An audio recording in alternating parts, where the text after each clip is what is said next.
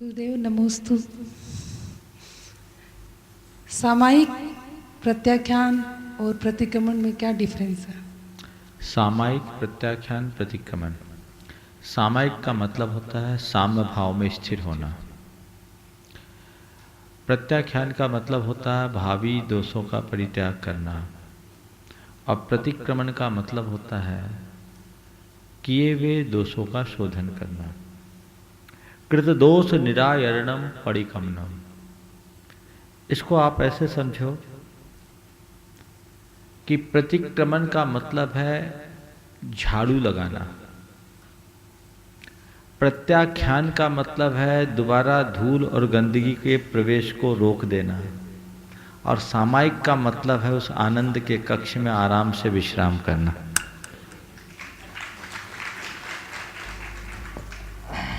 श्रीमती सुधा हीराजी गंगवाल गुवाहाटी वे भी ट्रस्टी हैं गुणायतन की। श्री सौधर्म इंद्र कितने होते हैं? सौधर्म इंद्र एक होता है। तो फिर अगर कोई यहाँ से पुण्य करके इतना पुण्य कर ले कि वो सौधर्म इंद्र जैसा पुण्य करके, तो फिर वो दोबारा वो नहीं बन सकता, वो तो एक ही रहेगा। सौधर्म इंद्र, अच्छा इनको चिंता हो गई कि सौधर्म इंद्र एक ही होता है और इतना गाढ़ा पुण्य कर ले और वो सौधर्म इंद्र जब तक सीट खाली नहीं करे तो हम कहाँ रहेंगे। अरे इतना गाढ़ा पुण्य करो कि तुम्हारे नैमित्त से वहां की वैकेंसी निकल जाए। समझ गए? इसलिए चिंता करने की जरूरत बहुत दुर्लभ है। अनेक जन्मों के भाव भाने वाले जीव सौधर्मिंद्र बनते हैं। वो एक भाव अवतारी होता है। आगे, हाँ। अगले श्रीमान महेंद्र जामा। मेरा प्रश्न ये है महाराज साहब, आजकल सभी मंदिरों खड़े पूछो, खड़े को पूछो। सभी मंदिरों में जैसे चावल वगैरह चढ़ाते हैं महाराज साहब, अपन सब थोड़ा जोर से बोलो, माइक द्रव्य पास वगैरह करो। सब चढ़ाते हैं महाराज साहब। हाँ। तो बहुत सारे पैरों में गिरे मिलते हैं सब जगह। हाँ। अपन लोग भी चढ़ाते हैं, बच्चे भी चढ़ाते हैं, सभी चढ़ाते हैं। महाराज साहब इसका अभिनय भी होता है, तो इसका एक तो क्या महत्व है और एक अभिनय भी होता है, दोनों चीज इसके लिए पूछना चाह रहा था। देखिए चावल क्यों चढ़ाते, पहले तो ये सुन लीजिए। एकमात्र धान्य ऐसा है जिसकी पुनरुत्पत्ति नहीं होती, उसमें अंकुरोत्पत्ति नहीं होती। इसके अतिरिक्त जितने भी धान्य हैं उनमें अंकुरन होता है। चावल में अंकुरन नहीं होता, इसलिए हम भगवान के चरणों में वो द्रव्य चढ़ाते हैं जो फिर से उगे नहीं, क्योंकि हम भगवान जन्म जरा मृत्यु से अतीत हैं और हम भी उसे ही चाहते हैं, इसलिए भगवान के चरणों में चावल चढ़ाते हैं। अब चढ़े हुए चावल पर पाँव पड़ना ये आपके विवेक के ऊपर निर्भर करता। आप इतने विवेक से चढ़ाएं कि गिरे नहीं। हम इतना कहेंगे कि जिस पर पाँव पड़ जाए उसको मत चढ़ाओ, और चढ़ाने वाले पर पाँव न पड़े इसका ख्याल रखो। चलो आगे। विमल जी सोरानी जवान नगर जयपुर चले आए। थोड़ा जल्दी करिए, थोड़ा सा स्पीड से चलेंगे। जिसको आना राहुल तो वहाँ मैंने। उसके बाद में प्रफुल्ल कुमार जैन ग्वालियर तैयार रहे। लो माइक लेके बोलो। गुरुदेव, मेरी शंका है कि गृहीत मिथ्यात्व से हम कैसे बचें? गृहीत मिथ्यात्व से बचने का एक ही उपाय है, सच्चे देव शास्त्र गुरु के प्रति समर्पित हो जाएं और ये तय कर ले कि हम सच्चे देव शास्त्र गुरु के अतिरिक्त अन्य किसी की भी उपासना आराधना नहीं करेंगे। इससे पूजा उपासना संबंधित गृहीत मिथ्यात्व आपका छूट जाएगा। दूसरी बात, एकांत पोषक ग्रंथों का अध्ययन और वक्ताओं के प्रवचन को न सुने तो इतनी गंभीरता से सुने ताकि आपको पता लगे कि इसमें क्या है सही क्या है गलत। यदि आप किसी दुर्धारणा के शिकार बन जाते हैं और एकांत को पकड़ लेते हैं किसी के उपदेश सुनकर, तो वो भी एक गृहीत मिथ्यात्व का पोषण करता है। इसलिए इन सब बातों से आप बचेंगे, जीवन में गृहीत मिथ्यात्व से बच जाएंगे। प्रफुल्ल कुमार जैन ग्वालियर, उसके बाद में कांति शशि सराफ यदि आगे हो तो वे चले आएंगे। महर्षि, मेरा आपसे एक प्रश्न है कि पंचम काल में कौन से मुनि मोक्षगामी होंगे, और मोक्षगामी होंगे तो क्या जो केवल आत्म कल्याण करते और आत्म ध्यान लगाते वो होंगे, अथवा फिर जो जन कल्याणकारी कार्य करते हैं और आत्म ध्यान भी करते हैं तो वो होंगे, अथवा दोनों ही प्रकार के? देखिए, पंचम काल में कोई मुनि मोक्षगामी नहीं होंगे, मुनि मोक्ष मार्गी होंगे। इस काल में मोक्ष नहीं है, मोक्ष मार्ग है, समझ गए। और आज इस पंचम काल के अंत तक मुनिराज मोक्ष मार्गी होंगे, इसमें किसी भी प्रकार का संशय नहीं। अब बस एक ही, बहुत लोग हैं, थोड़ा फुर्ती करिए, व्यवस्था को आगे बढ़ाइए। आज व्यवस्था आपकी, हाँ। नमस्ते महाराज। ये आरती में अपन छठवीं प्रतिमा मंगलधारी, इसके बारे में क्या? छठी 11 प्रतिमाधारी जो ये कहा जाता है, इसे पंच परमेष्टि की आरती में जोड़ दिया गया है, लेकिन ये पंच परमेष्टि की आरती नहीं है। ये परमेष्टि 5 ही है, हरण सिद्धाचार्य उपाध्याय साधु। ये छठा कहाँ से आ गया? ये जोड़ दिया गया, वो श्रावक है। श्रावक आदर का पात्र है, आराधना का पात्र नहीं। इसलिए ध्यानत राय जी तो पंडित जी थे, सो लिख दिए, वो कवि थे, आगम में लिखा क्या। ये दिगंबरों में पंच परमेष्टि की आरती अलग है, श्वेतांबरों में हमने पंच परमेष्टि की आरती देखी। हम लोग जब पावापुरी में थे, वहाँ जो परमेष्टि की आरती है, केवल 5 परमेष्टि के सूचक 5 पद है, इसके अलावा और कुछ। हाँ हाँ हाँ हाँ हाँ, शशि जी सराफ सागर, और वे शास्त्र भेंट भी करना चाह रही। हाँ, इन्होंने प्रकाशित करा है, अपने द्रव्य से इन्होंने शास्त्र का प्रकाशन किया है, और परम पूज्य महाराज श्री लीटर कमलों में आप लोग जोरदार तालियों से अनुमोदना करेंगे। शांतिनाथ पुराण, शांतिनाथ पुराण का इन्होंने प्रकाशन किया है, और प्रश्न भी रख रही हैं। महाराज जी, महाराज तीर्थंकरों को किस भाव से बंद हो जाता तीर्थंकर बंध का? नहीं, ऐसा 35 भाव से तीर्थंकर का बंध नहीं होता। तीर्थंकर का बंध इससे पिछले मनुष्य पर्याय में होता है बस। तीर्थंकर प्रकृति का बंध करने वाले या तो देव पर्याय या नरक पर्याय को प्राप्त करके मनुष्य होते हैं और मोक्ष जाते हैं। संध्या जैन भोपाल चले आए, उसके बाद में आसीमा जैन जबलपुर तैयार रहे। नमस्ते महाराज जी। महाराज जी, हमारा प्रश्न है कि अणुव्रत और प्रतिमा में व्रत प्रतिमा में क्या अंतर है? अनुव्रत और व्रत प्रतिमा में क्या अंतर? अनुव्रत यानी छोटा सा व्रत, और व्रत प्रतिमा तब होती है जब पूरे 12 व्रत लिए जाते हैं। अनुव्रत तो एक दिन का व्रत लेने वाला भी अनुव्रती हो सकता है। अनुव्रत का पेट बहुत बड़ा है। आचार्य समंतभद्र ने यमपाल चांडाल को, जिसने केवल चतुर्दशी के दिन की हिंसा का परित्याग किया था, अहिंसा अनुव्रती कह दिया। तो अनुव्रत एक दिन की हिंसा, एक छोटे से पाप के त्याग का नाम अनुव्रत है। लेकिन व्रत प्रतिमा जिसमें 12 व्रतों का पालन, 5 अनुव्रत, 3 गुण व्रत, 4 शिक्षा व्रत, और उससे पूर्व श्रावक के मूल गुणों के पालन के साथ निरतिचार पालन हो, तब वो व्रत प्रतिमा होती है। आगे आसीमा जैन जबलपुर। नमोस्तु महाराज जी। महाराज जी, अभयदान और जीवन दान में क्या अंतर है? और जैसे रक्तदान और ब्लड डोनेशन होता है, तो आगम के हिसाब से ये सही है या गलत?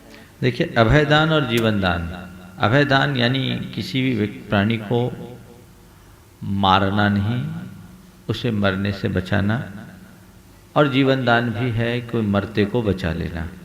अभयदान थोड़ा सा व्यापक है, उसमें किसी की हिंसा नहीं करना, और जीवन दान यदि किसी की मरणासन अवस्था, उस घड़ी में उसके सहायक बनकर उसके जीवन को बचा लेना। ऐसे देखें तो ये बहुत सूक्ष्म अंतर है, एक दूसरे की पर्याय की तरह भी इनको देखा जा सकता है। रक्तदान और अंगदान का जहाँ तक सवाल है, रक्तदान का जैन धर्म में, जैन धर्म की दृष्टि से, जैन धर्म के मूलभूत सिद्धांतों की दृष्टि से कहीं से भी निषेध करने का कोई औचित्य नहीं है। क्योंकि आज एक व्यक्ति किसी को रक्तदान देता है तो किसी के जीवन की रक्षा होती है, प्राणों की रक्षा होती है, और प्राणों की रक्षा जीव दया का एक बहुत बड़ा अंग है। और जीवानम रक्षणो धम्मो, ऐसा हमारे आचार्यों ने कहा है कि जीवों की रक्षा करना हमारा धर्म है। अब जहाँ सार की रक्तदान, तो पुराने समय में कुछ जगह इनका निषेध इसलिए किया गया कि पुराने समय में इसकी जो प्रोसेस थी बहुत अच्छी नहीं थी, इनके प्रिजर्वेशन की व्यवस्थाएं नहीं थी, अंगों के छेदन भेदन की क्रियाएं भी बड़ी जटिल थी, शायद इसलिए उसका यत्किंचित निषेध किया गया हो। लेकिन आज रक्त का जो दान दिया जाता है उसको प्रिजर्व किया जाता है और पहले से ब्लड ग्रुप चेक किया जाता है, और ब्लड सेल्स जब जीवित होते हैं तभी एक दूसरे के काम में आते हैं। तो यदि किसी को रक्तदान देना है तो इसका मतलब यही समझिए जैसे आपके शरीर की एक धमनी से दूसरी धमनी में ब्लड का सर्कुलेशन हो रहा है, वैसे ही एक शरीर से दूसरे शरीर में ट्रांसफ़र होकर वो सर्कुलेट कर रही है। उसमें कोई किसी भी प्रकार की हिंसा की किंचित भी संभावना नहीं है। इसलिए रक्तदान का निषेध करना जैन धर्म के मर्म को नहीं समझना है। इसका बड़ा व्यवहारिक प्रयोग है, लाभ है। यदि आप इसका निषेध कर दे, जो कुछ त्यागी वर्ग आजकल इसका निषेध करने लगे हैं, अगर इसका निषेध कर ले तो जैनियों की छवि बड़ी खराब होगी। जैन धर्म को लोग बड़ा विकृत धर्म कहेंगे और जैनियों को बड़ा क्रूर कहेंगे। फिर किसी जैनी को कोई रक्त देने की ज़रूरत होगी तो रक्त नहीं देगा, जबकि ऐसा है नहीं। एक व्यक्ति को बाईपास हो रही है, उसको ब्लड की आवश्यकता है, ब्लड मिलता है, उसका जीवन बचता है, या और कोई प्रॉब्लम है, तो इसको कहीं से निषेध नहीं। रहा सवाल आगम का, मैंने एक बार पहले भी कहा था, आगम भी इसका समर्थन करता है। जो लोग इन सब बातों का निषेध करते हैं, मुझे पता नहीं वो क्या समझ कर करते हैं। हमें धर्म की सही व्याख्या करनी चाहिए। शांतिनाथ भगवान के चरित्र को, आज शांतिनाथ पुराण मेरे पास आया भी है, सराब जी ने सागर से इसको प्रकाशित कराया है। तो वो शांतिनाथ भगवान के अतीत जीवन में देखे तो मेघरथ नाम के राजा के पर्याय में जब थे, संभवतः तीर्थंकर के होने से एक भाव पूर्व की पर्याय या दो भाव पूर्व की पर्याय, तो बड़े दयालु थे और उनकी दया निष्ठता की प्रशंसा स्वर्ग के इंद्र ने भी की। जब इंद्र ने कहा कि भूलोक में मेघरथ से अच्छा कोई दयालु नहीं है, तो एक देवता के मन में कुतूहल जगा कि मर्तलोक में ऐसा कौन सा मनुष्य है जिसके दया की प्रशंसा स्वर्ग का इंद्र कर रहा है, चलकर देखना चाहिए। और वो वहां से रूप बदल कर आया। मेघरथ राजा के पास एक घबराया हुआ कबूतर आया और कहा, त्राही माम मुझे बचाएं। उन्होंने कबूतर को अपने पास रख लिया। उसके पीछे एक बाज उड़ता हुआ आया। बाज ने मेघरथ से कहा कि ये कबूतर मेरा शिकार है, इसे आप मुझे दो। मेघरथ ने कहा कि नहीं, ये मेरा शरणागत है, मैं इसे बचाऊंगा, मैं इसे तुम्हें कभी नहीं दूंगा। शरणागत की रक्षा करना मेरा धर्म है। तो बाज ने कहा कि जब शरणागत की रक्षा करना तुम्हारा धर्म है, तो क्या किसी के भूखे रखना, किसी के भोजन को छीन लेना भी धर्म है? वो अधर्म नहीं। मैं भूखा हूं, मुझे भोजन की जरूरत है। मेघरथ राजा ने कहा, ठीक है, तुम्हें भोजन की जरूरत है और तुम्हें भोजन करना है तो तुम कुछ और भी ले सकते हो। बोले नहीं, मैं मांसाहारी हूं, मांस ही खाऊंगा। तुम्हें मांस खाने से तुम्हारा पेट भरता है तो ठीक है, एक काम करो, इस कबूतर को छोड़ दो, इस कबूतर के वजन के बराबर मेरा मांस ले लो। कबूतर के बराबर के वजन का मेरा मांस ले लो। कहा ठीक है, स्वीकार है। उन्होंने एक तराजू पर एक तरफ कबूतर को रखा और दूसरी तरफ अपने जांग का कुछ मांस काट करके डाला, लेकिन क्या है, तराजू तो हिला तक नहीं। कहते हैं कि पहले जांग का मांस काटा, फिर जांग तक पांव काटा, तो भी जब नहीं हिला तो खुद को उस पर चढ़ा दिया। और जैसे ही खुद को चढ़ाया, वो बाज के रूप में जो देवता था प्रकट होकर उनके चरणों में गिर पड़ा और कहा, धन्य हो आप, इंद्र ने आपकी दया की जैसी प्रशंसा की थी, आप तो उससे भी महान हो। आपकी दया निष्ठता की बात मैं क्या करूं, आप धन्य हो, आपके बारे में हम क्या कहें, जितनी महिमा गाएं उतना कम है। और वो परीक्षा के लिए किया गया था, परीक्षा में वो खरे उतरे, बाद में सकलांग हो गए। कथा का अपना प्रसंग है, पर मैं ये कहता हूं कि किसी के प्राण की रक्षा के लिए तुम अपना अंग दान देते हो तो वो परम धर्म है, अधर्म नहीं। समझ गए? इसलिए इनको गलत तरीके से व्याख्यायित करना कतई उचित नहीं। चलिए आगे। हाँ। इसके बाद में मधु छाबड़ा गुवाहाटी चले आए, देवेंद्र कुमारी जैन दमोह, श्रीचंद जी एडवोकेट और नमन चौरे कारंजल लाड सभी मानव चले। वहीं लता जी डंडवाल पूछ रही हैं गया से, पुरुषार्थ कर्म विश्वास से हाथों की लकीर बदल सकती है, क्या अगर बदल सकती है तो हम अपने लक्ष्य में कामयाब बन सकते हैं, कैसे? पुरुषार्थ, कर्म और विश्वास से भाग्य की लकीर बदल सकती है, और यदि बदल सकती है तो हम अपने कोशिश में कामयाब हो सकते। कैसे? बशर्ते आपका पुरुषार्थ सही हो, लग्न सही हो, आपका विश्वास सही हो। ध्यान रखना, केवल पुरुषार्थ से परिणाम नहीं होता, पुरुषार्थ की दिशा भी ठीक होनी चाहिए। सही दिशा में किया गया छोटा सा पुरुषार्थ भी हमें बहुत बड़ा फल देता है, और गलत दिशा में किया जाने वाला बड़ा बड़ा पुरुषार्थ भी कभी सार्थक परिणाम नहीं देता। लेकिन ये बात तय है कि जब भी हम कोई काम करने के लिए उतारू हों तो इसी विश्वास के साथ करें कि मैं अपना 100% इसमें लगाऊंगा तो 100% परिणाम पाऊंगा। और आप लगाए तो आप अपने भाग्य की लकीर को बदलने में बहुत हद तक समर्थ हो सकते हैं। आगे देवेंद्र कुमार जी दमू, उसके बाद मधु छाबड़ा आसन। मेरा प्रश्न है कि बार बार गलती करने पर प्रतिक्रमण का उपयोग करते हैं तो क्या पापों का क्षय हो जाता है? जैसे रोज झाड़ू लगाते हैं तो घर का कचरा साफ होता है कि नहीं होता है? रोज रोज झाड़ू लगाना पड़ता है क्योंकि रोज रोज कचरा घर में आता है। और चलो कचरा आ रहा है, क्या रोज रोज झाड़ू लगाना, तो फिर क्या होगा? घर कूड़ा हो जाएगा। समझ गए? तो घर को कूड़ा न बनने देने के लिए चाहिए कि हम घर में रोज बुहारी लगाएं, क्योंकि मालूम है ये घर है जिसमें इतने वेंटिलेटर्स है, इतनी खिड़कियां हैं, इतना चारों तरफ डस्ट, वो आएगा ही। हमारा घर डस्ट प्रूफ जब तक नहीं है तब तक झाड़ू लगाना ही पड़ेगा। तुम्हारा जीवन जब तक पाप मुक्त नहीं है तब तक प्रतिक्रमण करते ही रहना पड़ेगा, और कोई दूसरा उपाय नहीं। आइए मधु जी।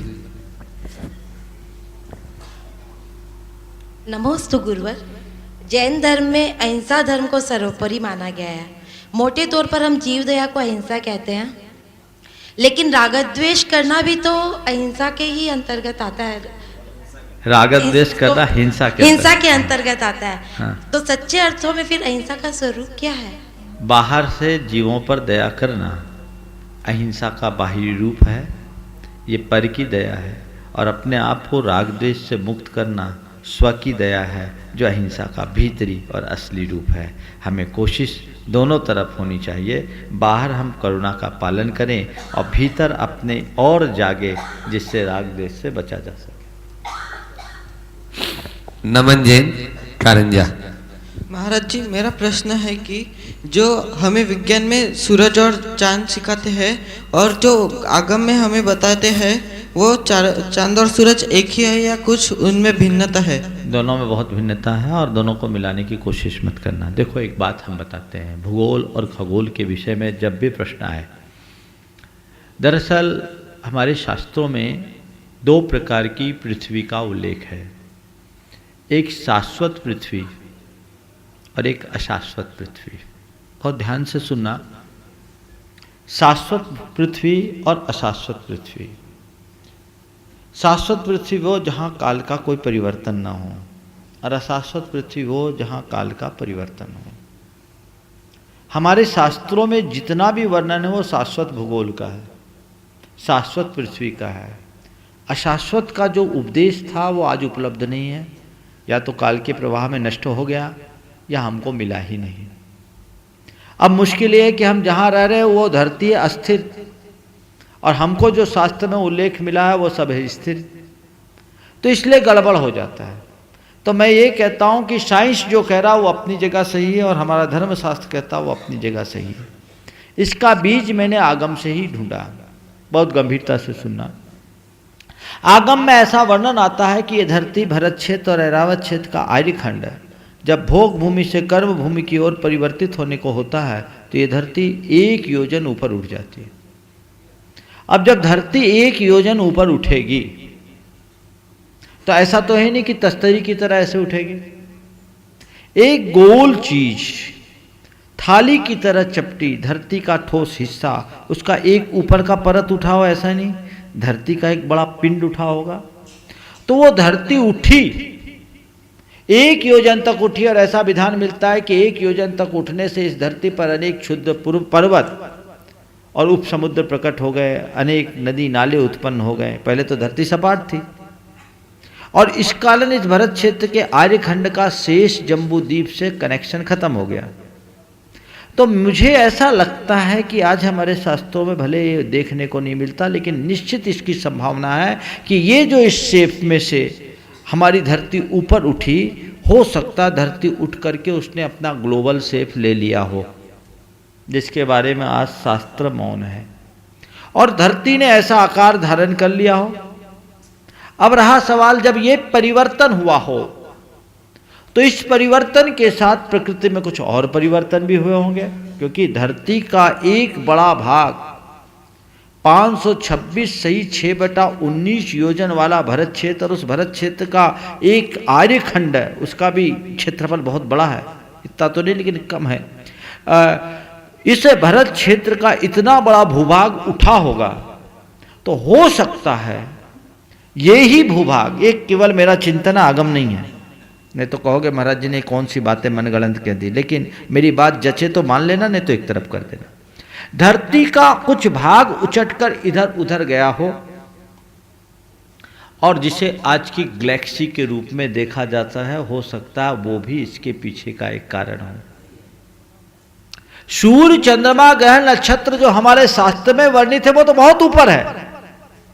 जैन धर्म के अनुसार ये चंद्रमा के पास बाद में जाएंगे, सूर्य पहले मिलेगा, और 790 योजन की ऊंचाई से इनकी शुरुआत होती, बहुत हाइट पर है।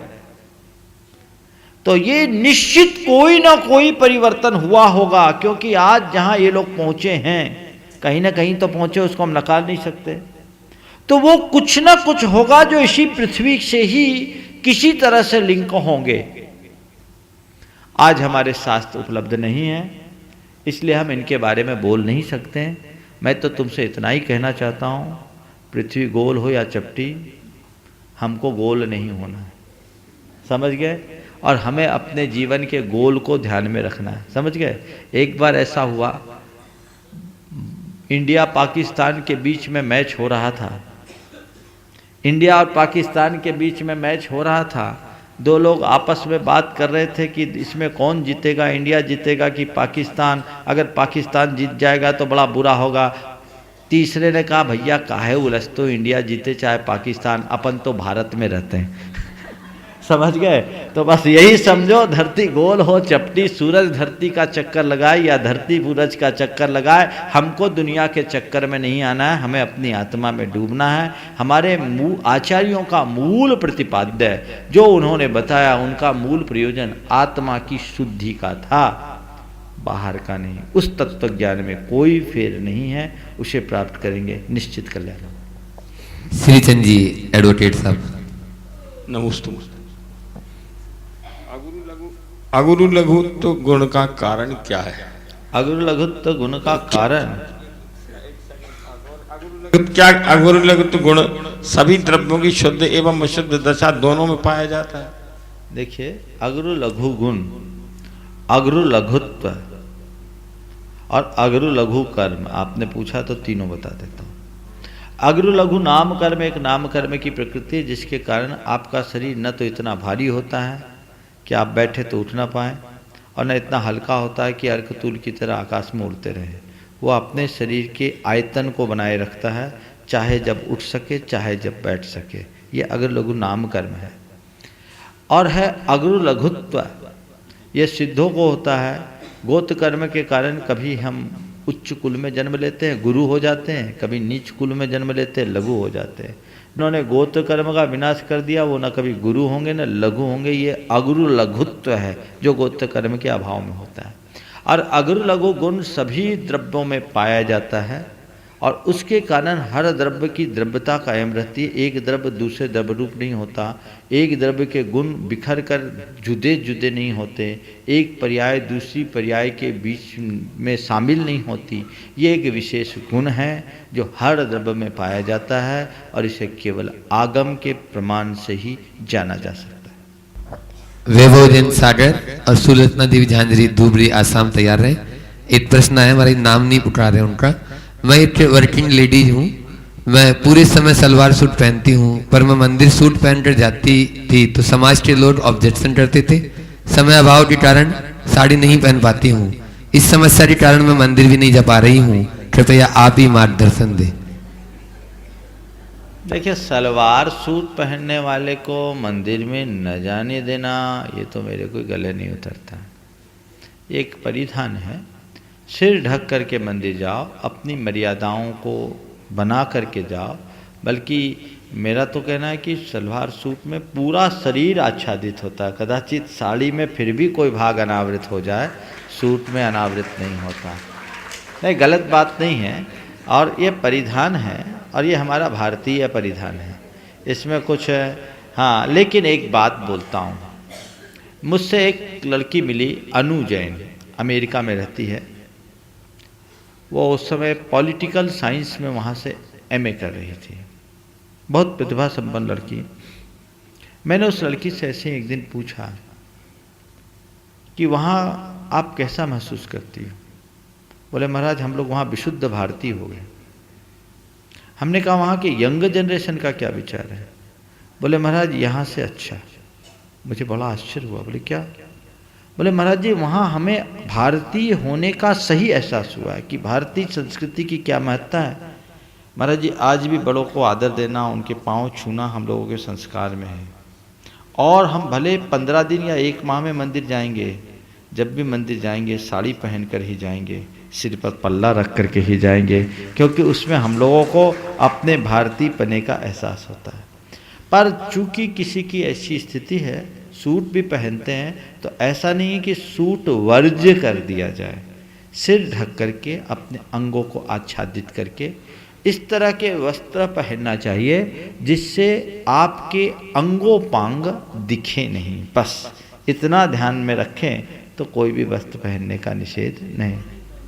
ऐसा कोई नहीं है तो उससे क्या डर है? चलो। नमस्ते महाराज जी। महाराज जी, मेरा प्रश्न है कि भूत होते हैं क्या? यदि होते हैं तो उनसे क्या डरना चाहिए हमें? बिल्कुल अच्छा प्रश्न किया। भूत होता है, और मालूम कहाँ होता है वो? भूत होता है, ध्यान से सुनो, भूत होता है, और पता है कहाँ रहता है? आदमी के मन में। समझ गए? मन का भूत सबसे बड़ा भूत होता है, और दुनिया के भूत प्रेत उन्हें ही सताते हैं जिनका मन दुर्बल होता है। आगम यद्यपि भूत प्रेत आदि का उल्लेख आता है, उनका निषेध नहीं है, लेकिन यह सब कमजोर मनोबल से जुड़े लोगों के लिए ही सताता है। मेरे सामने इससे संबंधित जितने भी प्रसंग आए हैं, प्रायः सब के सब मानसिक विकृति के परिणाम के रूप में दिखे हैं। इसलिए मेरा तो इन पर राय रत्ती विश्वास नहीं है। मैं उदाहरण आपको दूं, मैं एक स्थान पर था, वहाँ पंचकल्याणक हुआ, नामोल्लेख कर दूं? ये बहन जी बैठी है, पिंडरई की बात है। पिंडरई में पंचकल्याणक हुआ। पंचकल्याणक प्रतिष्ठा बहुत सानंद तरीके से संपन्न। वहाँ पर कार्यक्रम में जो पंचकल्याणक का चबूतरा बना था, उस पर कुछ पत्थर वगैरह लगे थे, माल ढुलाया गया था। उसका कुछ पेमेंट इनके भाई की बाकी थी, कमेटी से उनको पेमेंट लेना था। पेमेंट थोड़ा डिले किया तो उनने जाकर के वहाँ से कुछ पत्थर उठा लिया, और उसी दिन से एबनॉर्मल हो गया, उल्टा पुल्टा बकना शुरू कर दिया। घर के लोग ने सोचा कि कुछ इनको ऊपरी चक्कर लग गया, गांव के लोग लगे, और वहाँ के जो तांत्रिक वगैरह थे उनको दिखाया, झाड़ फूक हुआ, कोई असर नहीं हुआ। मैं उन दिनों सहपरा भिटौनी में था। ये लोग समाज के कुछ लोगों के साथ मेरे पास आए। मेरे पास आके बैठा, पप्पी नाम था उसका, अभी भी है। तो वो आकर के मेरे पास बैठा अकेले में।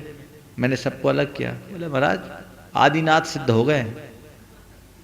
डायरेक्ट बात होता है हमारी, हम समझ गए। मैंने मनोविज्ञान पढ़ा है, अब मैंने जाना है कि ये मनोकायिक रोग होता है जिसमें व्यक्ति अपने आप को एक्स्ट्रा इस तरह से जोड़ देता है। इसका एक बहुत अच्छा नाम भी दिया, वो बीमारी का मैं नाम भूल रहा हूँ। मैंने उनको, उनके परिवार के लोगों को समझाया। उसको तो समझाने की स्थिति थी नहीं, मुझे देख के ही समझ में आया कोई भूत नहीं है, ये मानसिक बीमारी है। गर्मी का समय था, ठीक ढंग से सोया नहीं था, गर्मी बढ़ गई थी, दिमाग में वो बात चढ़ गई थी, टेंशन भी थोड़ा था। मैंने कहा कि इनको आप डॉक्टर को दिखाओ और जो पत्थर वहाँ से उठा लिया वो पत्थर को जहाँ के तहाँ लगाओ, शांति विधान एक बार कर लो और किसी अच्छे साइकियाट्रिस्ट से अपना ट्रीटमेंट लो। जबलपुर में डॉक्टर प्रदीप जुहेल थे, एक जबलपुर में डॉक्टर उस दिनों, उन्होंने उनको दिखाया। ये सन 1996 की बात है। डॉक्टर जुहेल को दिखाया, 15 दिन में आराम हो गया, आज आदमी 100% फिट है। मेरे पास आ गया तो ठीक हो गया, नहीं तो पता नहीं किनके किनके चक्कर में जाता और कितने भूत उतरते रहते। इसलिए इन भूत ऊत के चक्कर में मत पड़ो, समझ गए? चलो। सुलोचना देवी झांझरी, दुबड़ी, आसाम। नमस्ते महाराज जी। 5 विवाह जैन धर्म में शास्त्र में मना करते हैं, क्या यह सही है? मैंने पढ़ा है विधवा विवाह, तलाक विवाह, अंतरजातीय विवाह, कोर्ट में विवाह और विजातीय विवाह। देखिए, विवाह की जो हमारे यहाँ व्यवस्था है, आगम में स्त्रियों के पुनर्विवाह का तो सर्वथा निषेध है, चाहे विधवा विवाह हो या परित्यक्ता विवाह, ये नहीं होना चाहिए। और अगर किसी के साथ ऐसी स्थिति बनी है तो उसे संयम का रास्ता अपनाना चाहिए। धर्म सम्मत मार्ग तो यही है। गंधर्व विवाह, कोर्ट मैरिज और 5वां कौन सा पूछा आपने? अंतरजातीय विवाह। आगम में विवाह के अनेक भेद बताएं, उसमें धर्म विवाह को सर्वसम्मत बताया। 7-8 प्रकार के विवाह के भेद बताया, अभी मुझे स्मरण में नहीं आ रहा है।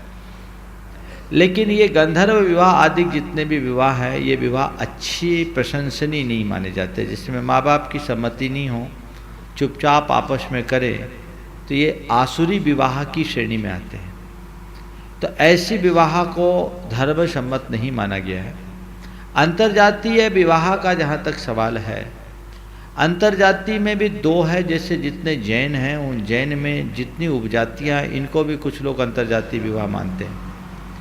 शास्त्र की दृष्टि से इसका कहीं निषेध नहीं है। शास्त्र में ऐसा लिखा है कि शुद्रा शुद्रेण वोढव्या, आदि पुराण को अगर आप पढ़ें तो वहाँ वर्ण व्यवस्था की बात करते हुए लिखा कि ब्राह्मण, क्षत्रिय, वैश्य और शूद्र तीनों की कन्या ले सकता है। ब्राह्मण की, क्षत्रिय की, वैश्य की और शूद्र की देगा ब्राह्मण को ही।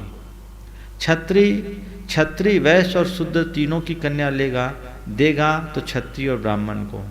ब्राह्मण, वैश्य अगर लेगा तो वैश्य और शूद्र की कन्या ले सकता है, देगा तो ब्राह्मण, क्षत्रिय और वैश्य को। और शूद्र की ही कन्या लेगा, दे किसी को सकता है। ये हमारे आदि पुराण का उल्लेख है। भरत चक्रवर्ती अपनी 32,000 रानियों से विवाह किया, वो सब म्लेच्छ खंडी थी। जाति की जहाँ तक बात है, ये जितनी भी जातियाँ आज की है, ये कोई भी जाति शाश्वत नहीं। पुराणों में लिखा है कि एकमात्र मनुष्य जाति ही जाति है, ऐसी कोई जाति नहीं। और हम किस जाति की बात करें, किसकी जाति शाश्वत है? आप खंडेलवाल जाति के इतिहास को पलट कर देखें, क्या ये सब एक खून के कभी रहे? जितने भी खंडेलवाल हैं, क्या अनादि से खंडेलवाल थे? राजा खंडेलगिरी ने जब जैन धर्म में दीक्षा ली तो उस काल में उसके 84 रियासत के जितने लोग थे वे सब जैन हो गए और सबको अलग अलग अपने अपने गांव के हिसाब से उनको वो गोत्र दे दिया गया। कहाँ जाते हैं? अग्रोहा से अग्रवाल उत्पन्न हुए, खंडेला से खंडेलवाल उत्पन्न हुए। आपके परमार जो है वो इधर से गुजरात से आए और आज गोला पूरब और गोला ला रहे हैं, गोलागढ़ से हुए। ये अलग अलग क्षेत्रों से उत्पन्न हुए समाज है। बहुत सारी समाज है। जातियों की बात करूं, 2 भाइयों में बंटवारा हुआ, एक को खारा कुआं मिला, एक को मीठा कुआं हुआ, 2 जाति बन गई, खरौवा और मिठौवा। अभी ग्वालियर, भिंड, मुरैना आसपास में खरौवा समाज के लोग मिलते हैं, मिठौवा के तो बहुत थोड़े बच्चे हैं। तो ये खरौवा और मिठौवा कौन जातियां हैं? ये सब जातियों की दीवारें ढहाने का वक्त आ गया है। समाज से इसको बहुत नुकसान हुआ है और इसी जातिवाद का दुष्परिणाम क्या आया, बहुत सारे जैनी भाई अजैन हो गए। मैंने अकेले कोलकाता में देखा कि 2000 से ज्यादा अग्रवाल जैन बंधु, उनमें वे भी जिन्होंने बेलगछिया जैसे विशाल मंदिर का निर्माण करा, एक व्यक्ति ने, उलासी राम सेठ ने, इतनी बड़ी चीज अकेले ने बनाया इतने बड़े महानगर में। उस घर में आज नमोकार मंत्र बोलने वाला नहीं। क्यों? अग्रवाल का जैन से संबंध नहीं होगा, खंडेलवाल से संबंध नहीं होगा। तो लोगों ने एक गलत धारणा बनाई कि देहाश्रित जाति को मूल्य दे दिया गया, आत्माश्रित धर्म को गौण कर दिया गया। विधर्म विवाह की सम्मति दे दी गई, पर विजाति विवाह की सम्मति नहीं दी गई। बंधुओं, मैं तो यही कहूंगा, विजाति में शादी कर लेना, विधर्म में कभी मत करना, क्योंकि विधर्म में शादी करने का ये नतीजा है कि पारसी धर्म ही विलुप्त हो रहा है। पारसियों की हालत ये हो गई है कि अल्पसंख्यक आयोग को उन्हें 2 संतान से अधिक संतान उत्पत्ति करने की छूट देने की अनुशंसा करनी पड़ी। तो इस तरह से इनको समझने की जरूरत है। और आज हम अपने समाज में ही उपजातियों में विवाह संबंध का निषेध करें, तो मेरे पास समाज के एक बड़े नेता आए थे। मैंने उनके सामने एक सवाल किया कि देखिए, आज हमारे समाज में बहुत सारी जातियां, 84 जातियां हैं। उनमें से कुछ जातियां ऐसी हैं जिनकी संख्या 10,000, 5,000, 7,000 है। बुढ़ेलवाल, गंगेरवाल, बघेरवाल, पल्लीवाल आदि आदि बहुत सारी जातियां हैं। पहले अनेक संतान होते थे तो बेटी व्यवहार हो जाता था, अब 1 या 2 बच्चे होते हैं। अब वो जिनकी समाज में ही संख्या बहुत लिमिटेड है, वो कहाँ शादी करे? अनब्याहे बैठेगा क्या? उनके लिए क्या उपाय है? वो तुम्हारा कोई उपदेश नहीं सुनेगा, वो कहेगा हमको पहले अपनी गृहस्थी चलाना है। इसलिए जातिवाद का कभी भी भाव मन में नहीं रखना चाहिए। आचार्य रविसेन ने पद्म पुराण में लिखा, न जाति गर्हिता कश्चित गुनाह कल्याण कारणम व्रतस्थम अपि चांडालम तम देवा ब्राह्मणम विदु। कोई जाति निंदनीय नहीं है, गुण कल्याणकारी है। व्रतस्थम अपि चांडालम, व्रत स्थित चांडाल को भी देवों ने ब्राह्मण कहा। ब्राह्मणा व्रत संस्कारात, ब्राह्मण वही है जो व्रती हो। तो ये सब चीजें हमारे यहाँ थी, वर्ण व्यवस्था की व्यवस्था थी, उसको लोगों ने बदल करके पलट दिया, मामला गलत हो। इस विषय में जिनको विशेष रूप से जानना और देखना है, वो पंडित फूलचंद सिद्धांत शास्त्री की एक कृति भारतीय ज्ञानपीठ से प्रकाशित वर्ण, जाति और धर्म, बहुत पठनीय और मननीय कृति है, एक बार जरूर पढ़ना चाहिए। और नीता आज मेरे पुणे से पूछ रही हैं, हम धर्म घर में शास्त्री जी रख सकते हैं क्या? घर में शास्त्र नहीं रखोगे तो क्या शस्त्र रखोगे? रखना चाहिए, इसमें कोई बुराई नहीं। आमोद चौरे कारंजा लाड यहाँ पे हैं उपस्थित, चले आएंगे।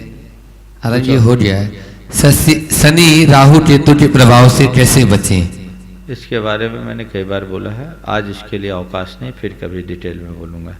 आज इतना ही रखो। 6 बजे।